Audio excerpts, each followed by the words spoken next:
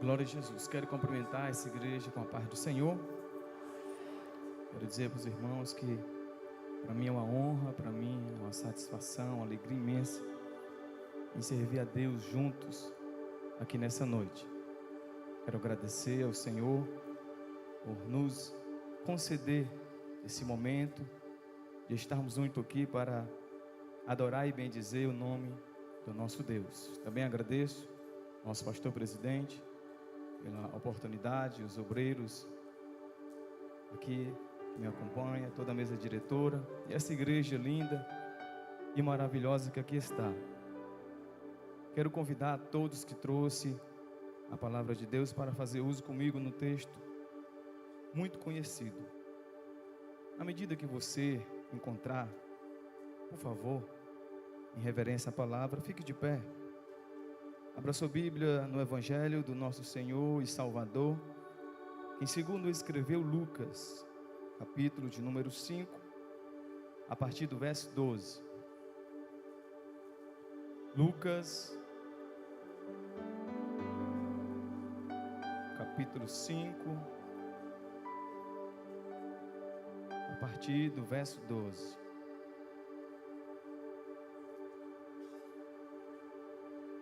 Como o pastor Soares já falou, minha esposa, eu acho que ela saiu com meu filho mais novo ali para fora.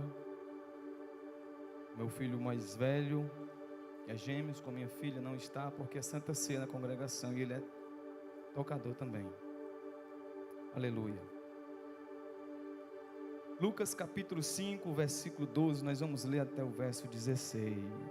A igreja achou? Amém? Podemos ler? Diz assim, irmão, na minha versão: aconteceu que, estando ele numa das cidades, veio à sua presença um homem coberto de lepra.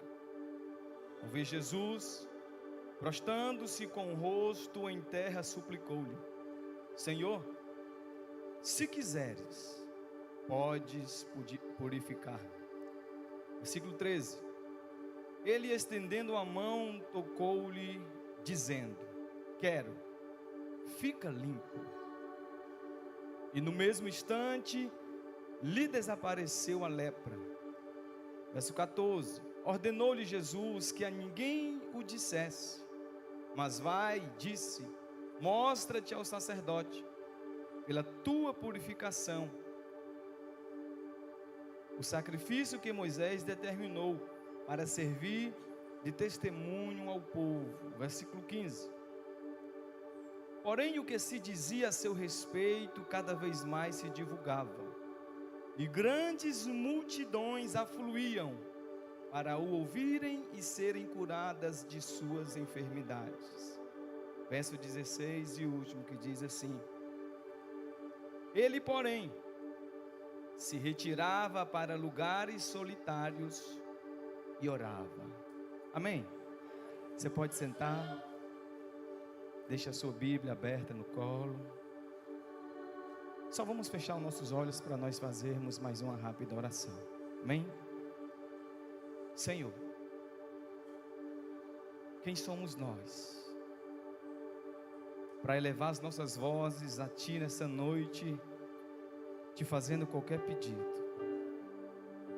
Na verdade, Senhor, estamos aqui porque o Senhor quis. O fato de atravessarmos a rua hoje, Senhor, é permissão Tua. Estamos aqui nessa noite, inúmeros corações, de várias formas.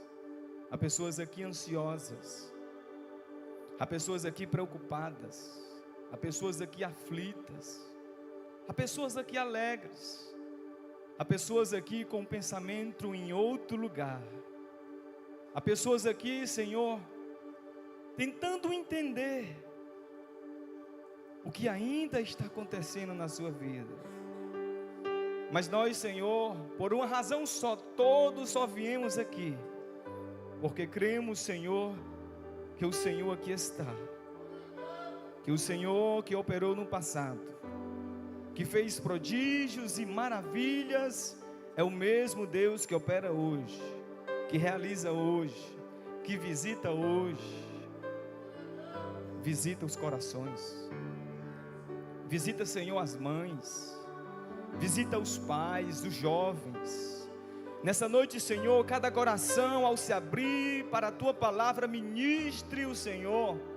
Exorte o Senhor, console o Senhor. Porque vindo de Ti, vindo do Senhor, é o que nós precisamos. Toma toda glória, toma toda honra que é somente Tua. E toma todas as mentes cativas em Ti nessa noite. Que só haja espaço para adoração a Ti. E nós cremos, ó Deus. E nós cremos, ó Deus, que o Senhor que é Pai, que o Senhor que é Deus, está aqui. Já sondou o meu coração e de todos que aqui estão. Obrigado, Senhor. Amém. Meus queridos, esse texto que nós lemos nesta noite é um texto conhecido de todos nós. De início, ao lermos esse texto, se pararmos um pouco para refletir no mundo que nós estamos vivendo, onde horas estamos bem e horas recebemos notícias não agradáveis. Pessoas que vimos hoje, de manhã, hoje à tarde sofrem um infarto. Hoje à tarde passa mal e é levado às pressas para um hospital e é diagnosticado com um mal. Essa é a vida. Você e eu não temos domínio do que nos acontece. Mas o fato é que esse homem que nessa noite, aonde está registrado, aonde os 3 evangelhos sinóticos, Marcos, Lucas e Mateus relatam, é um personagem que nos chama a atenção, porque esse homem é o retrato da desesperança. Por isso que nessa noite preparei um tema para essa mensagem. E o tema é: nunca perca a esperança. Talvez há pessoas aqui nessa noite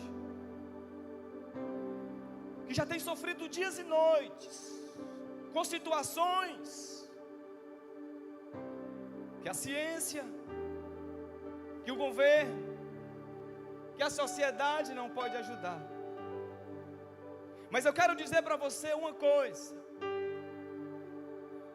que se você crer e acreditar num Deus que está aqui, que é poderoso, que te vê agora, que sabe da sua e da minha preocupação, esse problema que há anos ou meses você luta, Ele pode resolver hoje. Ele pode colocar um ponto final hoje. E Ele não precisa de ninguém para agir, porque Ele é o Todo-Poderoso. Há problemas insolúveis, há doenças incuráveis, há causas perdidas. Esse homem que nós vemos aqui, e por que nós escolhemos Lucas, se está registrado em Mateus e em Marcos? Porque Lucas, irmãos, era um médico, um historiador, um cientista. Lucas, por ser um médico, somente Lucas tem um diagnóstico mais preciso da situação desse homem. Porque quando você lê esse relato em Marcos e em Lucas, e em Mateus, somente em Lucas, ele vai dizer que ele está coberto de lepra. Isso significa que esse homem estava no seu estado mais avançado. Isso significa que esse homem estava sofrendo o ápice daquela doença que naquela época era a doença mais terrível, a lepra. Se você quiser conhecer um pouco e saber mais, leia em casa Levíticos capítulo 13, capítulo 14, como que funcionava Que requisitos teria para reconhecer uma pessoa leprosa? Mas o fato é, irmão, que esse homem não podia estar aqui. Esse homem não deveria estar aqui.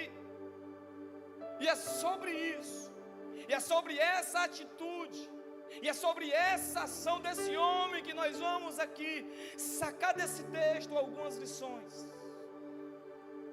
para o meu e para o seu aprendizado nessa noite. Se não, vejamos. E em primeiro lugar nós vamos ver o doente.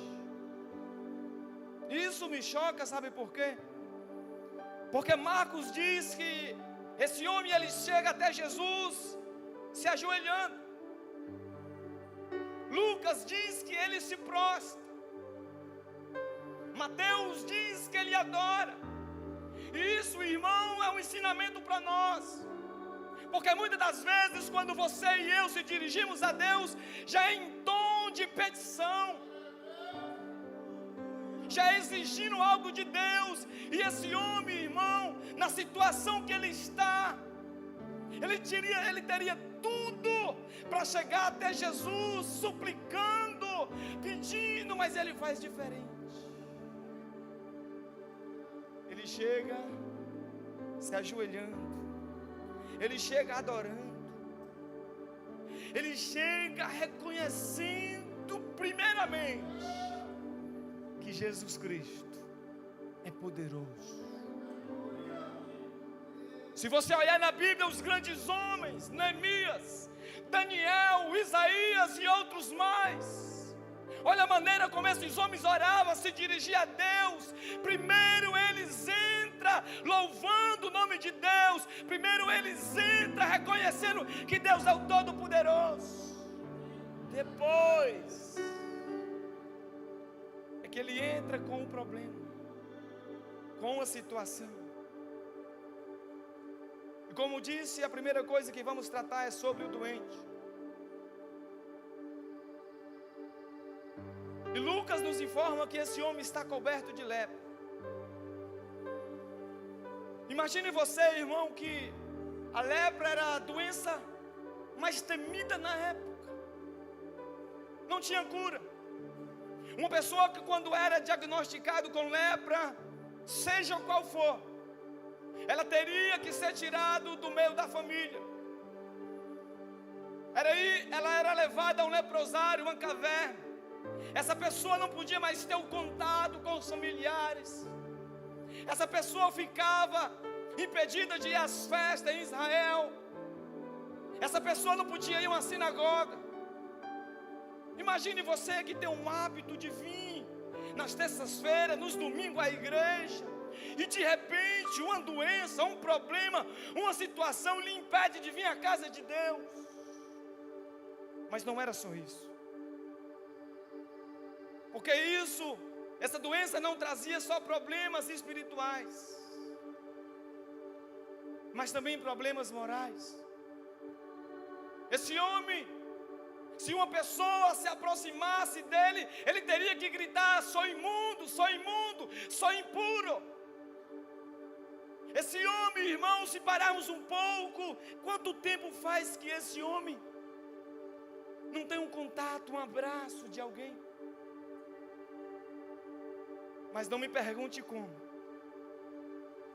Mas esse homem, imagine você e eu que ele está no leprosário, morrendo, vivo, mas cheirando morto, onde todas as condições que a ciência da época podia dar, mas sem sucesso. Esse homem com certeza ouviu falar de Jesus. Esse homem com certeza, agora morrendo, apodrecendo. Imagine, irmão, as cartilagens, os ouvidos, os nariz, os dedos, a essa altura já tinham sido comidos. Esse homem estava em deformidade. Mas esse homem agora, ele lança toda a confiança que ele tem e toda a fé em Jesus. E quantas pessoas, tendo muito dinheiro, tendo muita condição, e se frustra, achando que o dinheiro pode fazer tudo, que o dinheiro é tudo, o dinheiro é bom, ele é. Mas eu quero dizer para você que está aqui nesta noite, o problema que pode surgir na sua vida e na minha, saiba de uma coisa: nunca será maior do que o seu Deus.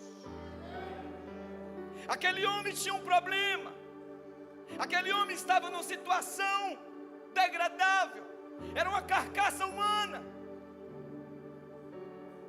Mas aquele homem, ele rompe o isolamento sanitário da época. Aquele homem quebra protocolos, mas ele está determinado a ir até Jesus. Imagina aquele homem dizendo dentro dele: se eu chegar até ele, eu vou dizer a ele: se tu quiseres, tu podes purificar. Mas há uma segunda coisa que esse texto, ele nos mostra. Se o primeiro era o doente, o segundo era o médico. Ninguém podia tocar em um leproso sem ficar impuro. Mas sabe qual é o importante? É porque quando o puro toca no impuro, ele não fica impuro. Mas o impuro, ao ser tocado pelo puro, fica puro. Sabe por quê, irmãos? Porque aonde Jesus toca, aonde Jesus dá uma ordem, não tem doença, não tem demônio, não tem nada que impeça a ação e o poder que o meu Senhor e o seu Senhor que está aqui, Ele possa fazer. Em Marcos capítulo de número 2, se os irmãos puderem colocar ali no telão, Marcos capítulo de número 2, verso 17, vamos ver o que diz. Tendo Jesus ouvido isto, respondeu-lhes: os sãos não precisam de médico, e sim os doentes. Não vim chamar justo, e sim pecadores. O meu Senhor e o seu Senhor, Ele faz uma coisa aqui nessa noite, ao ler esse texto, que nos impressiona. Porque o texto diz que quando aquele homem chega até Jesus, ele diz assim: se quiseres, pode purificar-me. E o texto diz que Jesus, ele toca. E nós temos a ligeira impressão que Jesus tocou com os dedos naquele homem. Não foi assim. Porque a palavra tocar, no seu significado original, é cingir-se, abraçar. Porque Jesus, quando ele olha para aquele homem, ele vê uma doença mais dramática e mais contagiosa do que a lepra. Ele vê naquele homem a solidão, a falta de amor, a falta do sentimento para com o ser humano. E Jesus podia ter curado aquele homem como curou os leprosos, à distância, fica limpo. Mas Jesus, quando ele ouve a pergunta daquele homem, ele não só responde quero, ele diz fica limpo, mas o texto diz que ele toca. E quando Jesus toca aquele homem, Jesus abraça ele. Sabe? Quando Jesus abraça aquele homem, Jesus não está só curando aquele homem fisicamente, espiritualmente, mas também mentalmente.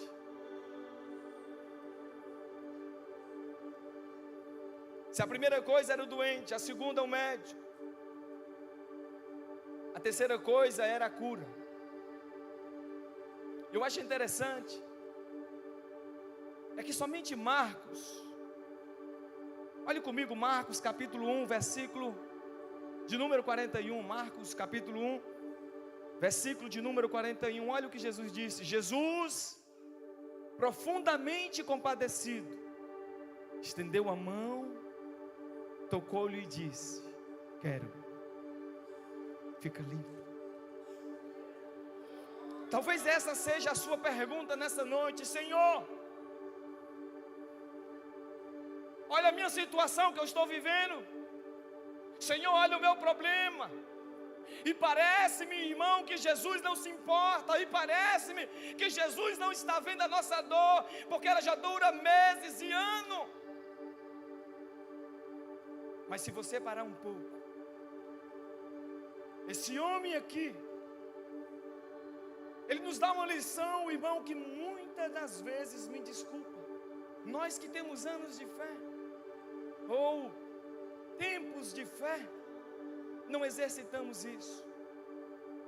E eu pergunto: que fé era aquela?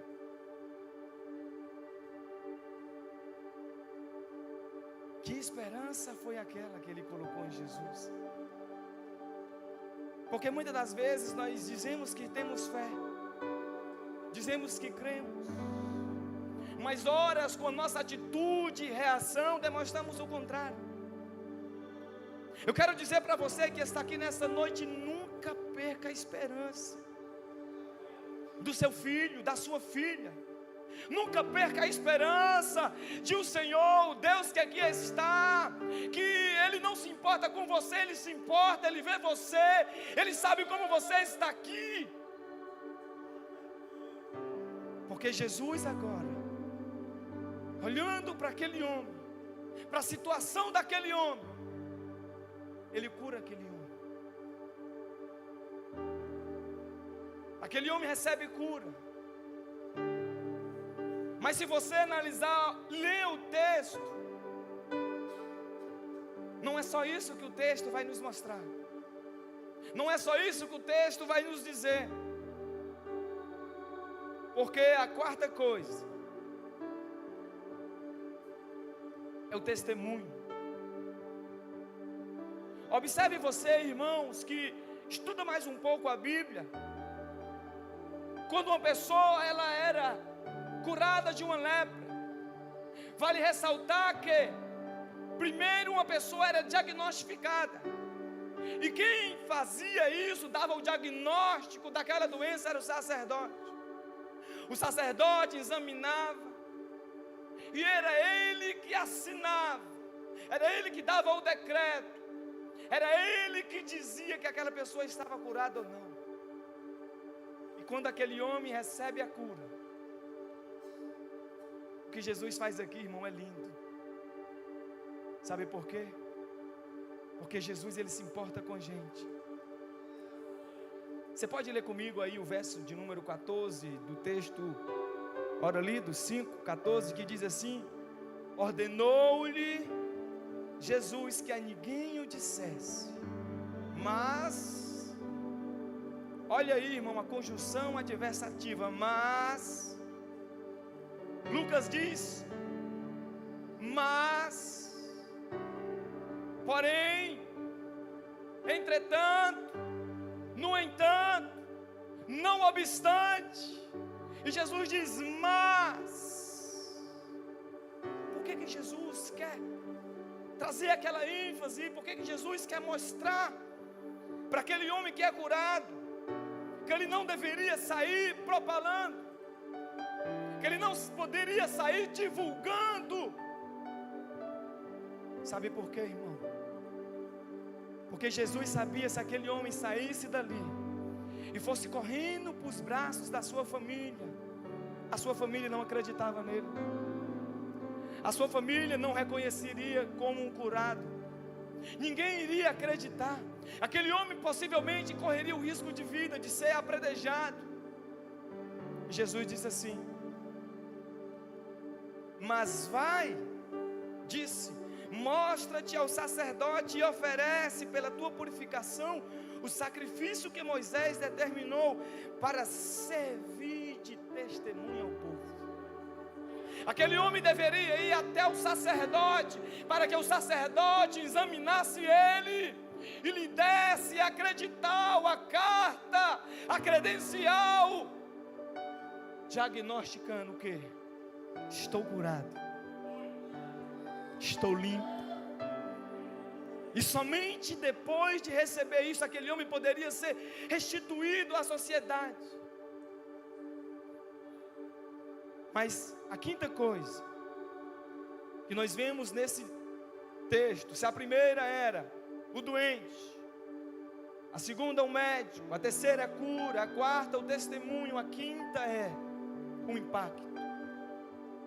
O milagre que Jesus operou produziu tal impacto que Lucas narra no plural, e grandes multidões afluíam para o ouvirem. Olha o impacto, irmão, que aquela cura, aquele milagre causou. E hoje, meus irmãos, Jesus nos ordena a ir a fazer o ID. Jesus disse para aquele homem que ele não falasse a ninguém, não foi? Mas o texto diz que ele abriu. Aquele homem não se conteu. Aquele homem não podia ficar guardado o milagre. Aquele homem não podia conter a alegria tamanha que o seu coração desfrutava do milagre. Aquele homem saiu a falar, irmão, e aquele testemunho foi gerando um impacto tão grande.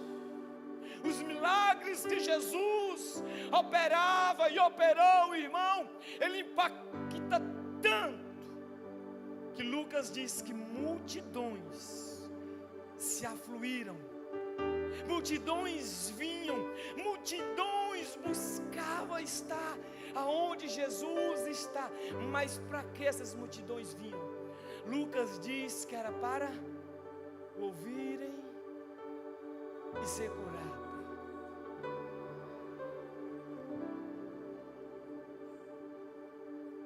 Mas tem uma sexta coisa.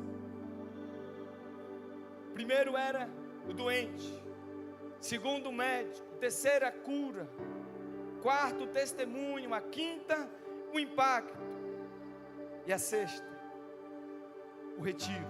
Leia comigo o verso 16, que diz assim: ele, porém, se retirava para lugares solitários e orava. Em face das multidões afluírem a Jesus para ouvirem e serem curadas, Jesus se retirava para lugares solitários e orava. E a pergunta é por quê? Se hoje os pregadores, se hoje as pessoas que estão nos palcos, que são alvo, querem as multidões,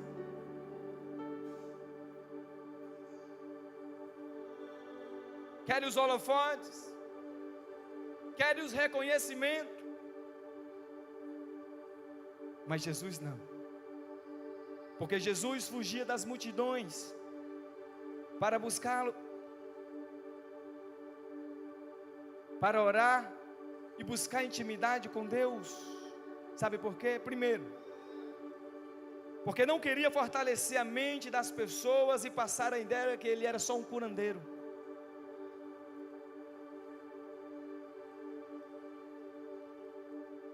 Porque Jesus, irmão, quando ele veio aqui, ele veio resolver o maior problema, a maior doença, que é o pecado. E esse problema ele resolveu lá naquela cruz.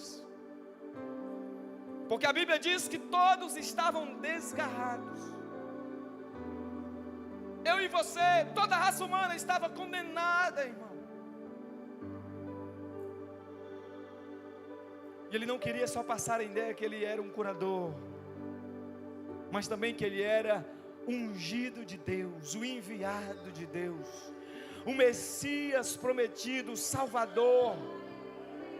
E esse mesmo Jesus que operou aquele milagre, ele está aqui. Esse mesmo Jesus, aleluia, que curou aquele homem nessa noite, ele pode curar você. Esse mesmo Jesus que resolveu um problema insolúvel aos olhos daquela época, ele pode fazer nessa noite, aleluia, uma obra na sua vida. Eu quero convidar você nessa noite a ficar de pé. Enquanto você se levanta, eu quero contar algo para fortalecer a fé de vocês que estão aqui. Como eu disse antes, no começo aqui, o meu filho mais velho não está aqui. E eu vou contar para vocês que estão aqui um dos milagres que Deus fez na minha vida. Cerca de 4 anos atrás, aproximadamente, o meu filho que tem 15 anos hoje, num certo dia ele tossiu. E aquela tosse não foi uma tosse normal, porque aquela tosse arrancou ali o fôlego dele, e ele pedia fôlego. Mas aquilo não foi só uma vez, aquilo começou a se repetir durante o dia, a ponto de chegar uma hora de meu filho ficar roxo e pedir, acenando o fôlego de vida. E eu me desesperei com minha esposa. E a gente que é crente, o que é que a gente faz? Começa a orar. Só que nós temos uma arma, irmão, que ela não precisa.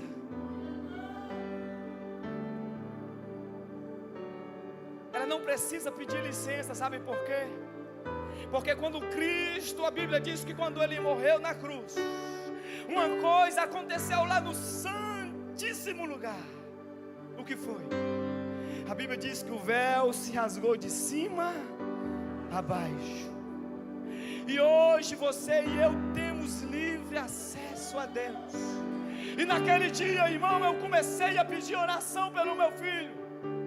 Os meus pais são da nossa irmã aqui do Templo Central, e a minha mãe começou a pedir oração, e todas as pessoas que ela pode pedir. Chegou, eu ouvi relatos de pessoas de João Pessoa e em outros estados dizendo que estava orando pelo filho da irmã Fátima. Mas a minha luta continuou, a ponto que chegou num dia que eu e a minha esposa se desesperamos e fomos até o Hospital do Coração. E quando chegamos lá, a primeira notícia que nós recebemos é essa: não tem médico para essa causa, não tem especialista para esse problema. Imagine você que é pai, que é mãe, que está aqui, e vê o seu filho a ponto de morrer. E eu peguei o meu filho, coloquei dentro do carro e levei o meu filho ao Alberto Seib. E eu me lembro como se fosse hoje, perto da meia-noite, eu encosto o carro na emergência daquele hospital, e a minha esposa entra para a emergência, e eu lá dentro daquele quarto, eu disse: Senhor, eu que falo com o Senhor agora, eu não era para estar vivo. Outro dia eu conto o meu testemunho, e eu disse: Senhor, eu sou uma prova que o Senhor existe. Agora eu tenho um filho que entrou ali naquele hospital, e eu não sei o que ele tem, eu não sei o que ele vai passar daqui para frente, mas eu te peço uma coisa, Senhor, assim como o Senhor operou um milagre na minha vida, Senhor, se isso, Senhor, o Senhor me ouve agora, faz alguma coisa. E de repente a minha esposa sai, eu achando que viria uma solução de lá para cá. E a minha esposa chega triste, entra dentro do carro, e a primeira coisa que ela diz é assim: amor, não tem cura para o nosso filho. A doença dele que eu não sei nem pronunciar. Para piorar mais ainda a situação, o médico diz que há poucos dias perdeu um amigo com a mesma doença, no dia do aniversário. A pessoa completando o ano, e de repente aconteceu aquele ato. Nem os convidados viram quando ele morreu, mas eu estava orando. Qual é o teu problema? Qual é a tua causa? O que é que te perturba? O que é que tira o teu sono? Eu quero dizer para você que está aqui nessa noite: nunca perca a esperança. Eu não sei como você entrou aqui nessa noite, eu não sei como você enxerga o que o Senhor fala com você hoje, mas eu quero dizer para você que está aqui nessa noite: se você crê, e Se você nesse momento depositar toda a sua fé em Jesus, Ele pode. Ele tem todo o poder. Ele é dono de todo o poder. Mas vocês querem saber o resultado, não é? O resultado é, irmão, que a nossa luta foi travada. E não demorou dias. Chegou um dia que o meu filho não tossiu, não faltou fôlego. E nós ficamos apreensivos, porque o dia virou. Quando deu 24 horas, nós começamos a contar. Tem 24 horas que ele não tossiu, que não faltou fôlego. E passou 2 dias, e passou 3, e passou 1 semana, e passou meses, e já faz anos, porque o Deus Todo-Poderoso curou meu filho, sem precisar de um remédio, sem precisar de nenhuma reabilitação. Sabe por quê? Porque Ele pode. E eu quero nessa noite fazer uma pergunta. Você crê que o Senhor é poderoso para curar você nessa noite? Você crê que o Senhor é poderoso para salvar o teu filho, a tua filha, o teu esposo? Você crê que nessa noite esse Deus que aqui está, Ele pode restaurar o seu casamento, o seu lar? Você crê que o Deus Todo-Poderoso que está aqui nessa noite, Ele pode refazer da cinza aonde não existe amor, aonde não tem mais união? Se você crê, não espere o pregador te convidar. Se você crê, lance-se aos pés do Senhor. Sabe por quê? Porque o Deus que você serve, o Deus que você serve e eu, não existe causa impossível para Ele. Não existe problema impossível para esse Deus. Talvez você pode estar dizendo aí, pregador, mas você não conhece a minha causa. Pregador, você não sabe da luta que eu tenho. Deixa eu dizer uma coisa para você. Talvez você está angustiada porque um parente seu, o seu maior desejo é que ele se renda a Jesus. Eu não sei se isso vai te consolar, mas a minha mãe orou 30 anos para o meu avô se converter. 30 anos. Quantos anos você está orando? Quantos anos você está pedindo? Quantos anos você está gemendo nos pés do Senhor? A Bíblia diz, irmão, que uma certa mulher orava e pedia para um juiz resolver a sua causa. E a Bíblia diz que aquele juiz não temia a Deus e nem se importava com os homens. Mas aquela mulher estava orando. E aquela mulher orava, e aquela mulher pedia, aquele juiz, julga a minha causa. Sabe o que foi que aconteceu? O Deus que você serve, o Deus que eu sirvo, Ele deu um cutucão lá naquele juiz, resolve o problema da minha filha. Hoje o Senhor pode dar uma ordem. Hoje o Senhor pode incomodar juízes, desembargador, advogado. Hoje o Senhor pode ir lá onde o teu filho está, seja em qualquer lugar, Ele pode visitar, Ele pode fazer uma obra. Então somente creia, tão somente confie, tão somente lance-se aos pés do nosso Deus. Um certo dia o meu avô disse consigo mesmo: eu vou fazer um voto com Deus da minha filha. E o meu avô tinha cerca de 65 a 70 anos. Ele disse: eu vou tirar minha carteira, e se eu passar, e se eu não ficar em nenhuma prova, eu me rendo ao Deus da minha filha. 30 anos a minha mãe orava pelo meu avô. 30 anos. O meu avô deu entrada. Imagine um senhor de idade. A dificuldade, irmão, para fazer as provas, você que está aqui sabe. Mas quando tem alguém orando, quando tem alguém gemendo, quando tem alguém se colocando na brecha, há um ditado diz que quando você e eu trabalha, nós trabalha, mas quando nós oramos, é Deus que trabalha. E meu avô deu entrada, e ele foi passando nas etapas, nas aulas teóricas, e chegou o dia da aula prática. Mas a minha mãe estava o quê? Estava orando. Senhor, Senhor meu Pai, Senhor meu Pai. Você pode nessa noite dizer: Senhor, minha filha, Senhor, meu filho, Senhor, essa doença, Senhor, meu lar, Senhor, o casamento, Senhor, aquela porta que está fechada. Clame, peça a Ele nessa noite, diga: Senhor, olha para a minha situação. Chegou o dia do meu avô fazer aula teórica, e ele disse: hoje é o dia. Se eu não ficar, se eu passar nessa prova, só me resta uma coisa a fazer depois dela: a se render ao Deus da minha filha. E ele começou, e fez a primeira prova, e fez a segunda. Quando chegou na última prova, ele termina.